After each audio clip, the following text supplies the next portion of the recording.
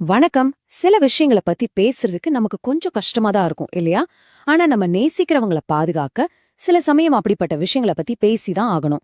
அப்படிப்பட்ட ஒரு முக்கியமான விஷயம் தான் டெர்ம் இன்சூரன்ஸ். இன்னைக்கு உங்க குடும்பத்தோட நிதி பாதுகாப்புக்கு இது எவ்ளோ அவசியம்னு ஆழமா பார்க்கலாம் வாங்க. நான் ஒரு நிஜ சம்பவத்திலிருந்து ஆரம்பிக்கிறேன். என் கூட வேலை பார்த்த ஒருத்தங்க அவங்க உறவினர் ஒருத்தருக்கு நடந்த சோகத்தை என்கிட்ட சொன்னாங்க. அவரு ஒரு உர கம்பெனில வேலை செஞ்சுட்டு இருந்தாரு. கல்யாணம் ஆகி 2 குழந்தைகளோட ரொம்ப சந்தோஷமா வாழ்ந்துட்டு இருந்திருக்காரு. ஒரு நாள் நைட் ஷிஃப்ட் முடிச்சிட்டு அதிகாலையில வீட்டுக்கு திரும்பி வரும்போது ஒரு லாரி அவர் மேல மோதிருச்சு. அந்த இடத்துலயே அவர் உயிர் போயிடுச்சு. நிச்சயமா அந்த குடும்பத்துக்கு ஏற்பட்ட இழப்பை ஈடு செய்யவே முடியாது. ஆனா அந்த சோகத்திலும் ஒரு ஆறுதல் என்ன தெரியுமா? அவர் இறக்குறதுக்கு வெறும் 4 மாசத்துக்கு முன்னாடி தான் 1 கோடி ரூபாய்க்கு ஒரு இன்சூரன்ஸ் பாலிசி எடுத்திருக்காரு. அதோட ஆக்சிடென்ட் இழப்பீடும் சேர்த்து அந்த குடும்பத்துக்கு கிட்டத்தட்ட 2 கோடி ரூபாய் கிடைச்சிருக்கு. ஒரு நிமிஷம் யோசிச்சு பாருங்க. ஒருவேளை அவர் அந்த பாலிசி எடுக்காம இருந்திருந்தா என்ன ஆயிருக்கும்? அவரோட மனைவி, அந்த 2 குழந்தைங்களோட எதிர்காலம் என்னவாகி இருக்கும்? இப்போ அந்த துயரமான நிலைமையிலயும் அட்லீஸ்ட் அந்த குடும்பம் பணத்துக்காக கஷ்டப்பட வேண்டிய அவசியம் இல்ல. இந்த ஒரு சோகமான கதை ஒரு தனிப்பட்ட சம்பவம் மட்டும் இல்ல. இது நம்ம நாட்டுல ரொம்ப பரவலா இருக்கிற ஒரு பெரிய பிரச்சனையோட பிரதிபலிப்பு தான். சரி, இந்த மாதிரி திட்டமிடல் குறைபாடு ஏன் இவ்ளோ சாதாரணமா இருக்கு? வாங்க பாக்கலாம். இந்த நம்பரை பாருங்க. உண்மையிலே ரொம்ப கவலைப்பட வேண்டிய விஷயம். இந்தியால 3ல 1 பங்கு மக்களுக்கு தான் டெர்ம் இன்சூரன்ஸே இருக்கு. அப்படின்னா என்ன அர்த்தம்? மீதி இருக்கிற 3ல 2 குடும்பங்களுக்கு திடீர்னு ஒரு சோகம் நடந்தா அவங்கள பாதுகாக்க எந்த நிதி பாதுகாப்பும் இல்லைன்னு அர்த்தம். யோசிச்சு பாருங்க, எவ்ளோ பெரிய ரிஸ்க். இன்னும் கொஞ்சம் ஆழமா பார்த்தோம்னா ஒரு ஷாக்கிங்கான விஷயம் தெரிய வருது. கிட்டத்தட்ட சரி பாதி மக்கள் டேர்ம் இன்சூரன்ஸ்னு ஒரு விஷயம் இருக்கிறதையே கண்டுக்கிறதில்ல. அத பத்தி யோசிக்க கூட அவங்க தயாராக இல்ல. அப்போ ஏன் இந்த தயக்கம்? ஏன் மக்கள் அவங்க குடும்பத்தை பாதுகாக்க வேண்டிய இந்த முக்கியமான விஷயத்தை இவ்ளோ தள்ளி போடுறாங்க? என்னதா காரணம்?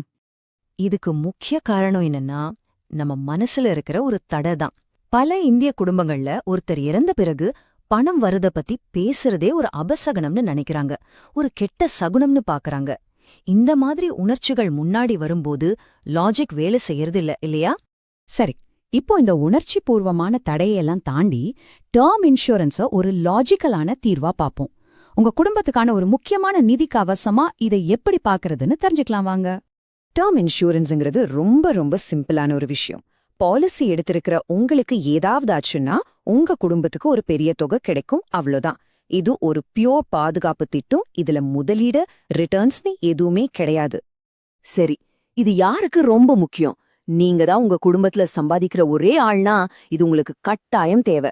யோசிச்சு பாருங்க, உங்க குழந்தைங்களோட படிப்பு, உங்க குடும்பத்தோட எதிர்காலம் எல்லாமே உங்களை நம்பிதான் இருக்கு. ஓகே, நீங்களும் ஒரு பாலிசி எடுக்கலான்னு முடிவு பண்ணிட்டீங்கன்னு வெச்சுக்கலாம். அப்போ நீங்க கவனிக்க வேண்டிய ஒரு 5 முக்கியமான விஷயங்கள் என்னென்னு இப்போ பார்க்கலாம். மொத கேள்வி, எவ்ளோ ரூபாய்க்கு இன்சூரன்ஸ் எடுக்கணும்? இதுக்கு ஒரு சிம்பிளான ரூல் இருக்கு. உங்க குடும்பத்தோட 1 வருஷ செலவு எவ்வளவோ அதை 25 மடங்கு அதிகமாக்கி அந்த தொகைக்கு பாலிசி எடுக்கணும். இங்க பாருங்க ஒரு சின்ன உதாரணம். உங்க குடும்பத்தோட மாச செலவு ஒரு 50,000 ரூபான்னு வச்சுக்கலாம். அப்போ வருஷ செலவு 6 லட்சம் ரூபாய். அதை 25ஆல பெருக்குனா 1.5 கோடி வருது. சோ நீங்க குறைஞ்சது 1.5 கோடி ரூபாய்க்காவது இன்சூரன்ஸ் எடுக்கிறது ரொம்ப முக்கியம். இது ஒரு நல்ல ஸ்டார்டிங் பாயிண்ட். 2வது விஷயம், பாலிசி எவ்ளோ காலத்துக்கு எடுக்கணும்? சிம்பிளா சொல்லணும்னா, உங்க குழந்தைங்க படிச்சு முடிச்சு வேலைக்கு போய் அவங்க கால்ல நிக்கிற வரைக்கும் உங்களுக்கு கவரேஜ் தேவை.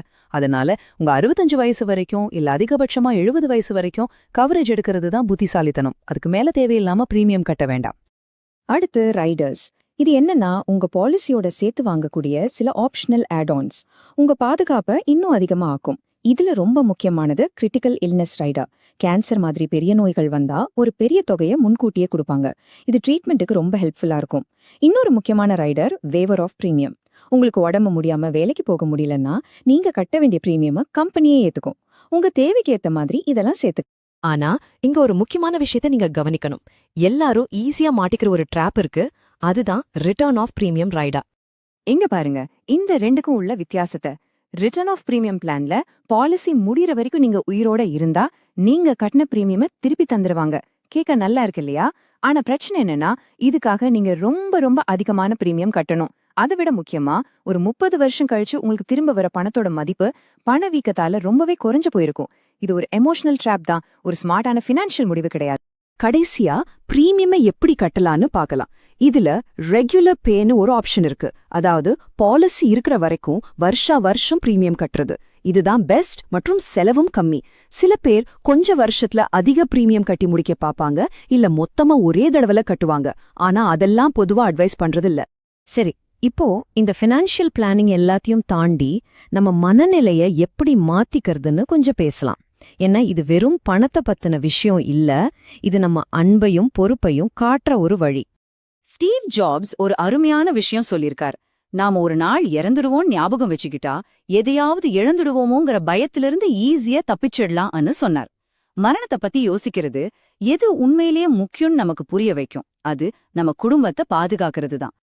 அதே மாதிரி சன்சு அவரோட போர்க்கலை நூல்ல என்ன சொல்றாருன்னா, எதிரி வரமாட்டான்னு நம்புறத விட அவன் வந்தா எப்படி சமாளிக்கிறதுக்கு நம்ம தயாரா இருக்கோங்கிறது தான் முக்கியம்னு.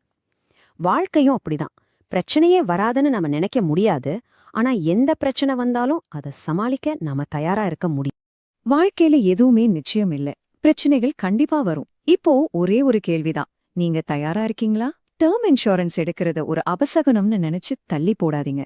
பயத்தை ஒதுக்கி வச்சுட்டு அறிவோட யோசிச்சு செயல்படுங்க. அதுதான் உங்க குடும்பத்துக்கு நீங்க காட்டக்கூடிய மிகப்பெரிய அன்பு, மிகப்பெரிய பொறுப்பு. இந்த முழுமையான விளக்கம் உங்களுக்கு பிடிச்சிருக்கும்னு நம்புறேன். உங்களுக்கு இது பயனுள்ளதா இருந்துச்சுன்னா மறக்காம ஒரு லைக் பண்ணுங்க, உங்க நண்பர்களோட ஷேர் பண்ணுங்க. அப்போதான் இந்த மாதிரி தகவல்கள் இன்னும் நிறைய பேருக்கு போய் சேரும். அப்படியே சப்ஸ்கிரைப் பட்டனையும் தட்டிடுங்க, அப்போதான் அடுத்தடுத்த பதிவுகளை நீங்க மிஸ் பண்ண மாட்டீங்க. ஞாபகம் வச்சுக்கோங்க, ஒவ்வொரு வாரமும் நாம ஒரு புது சுவாரஸ்யமான தலைப்போட உங்களை சந்திக்க வரோம். சரி, அடுத்த முறை சந்திக்கிற வரைக்கும் எப்பவும் போல தேடலோடு இருங்க. நன்றி.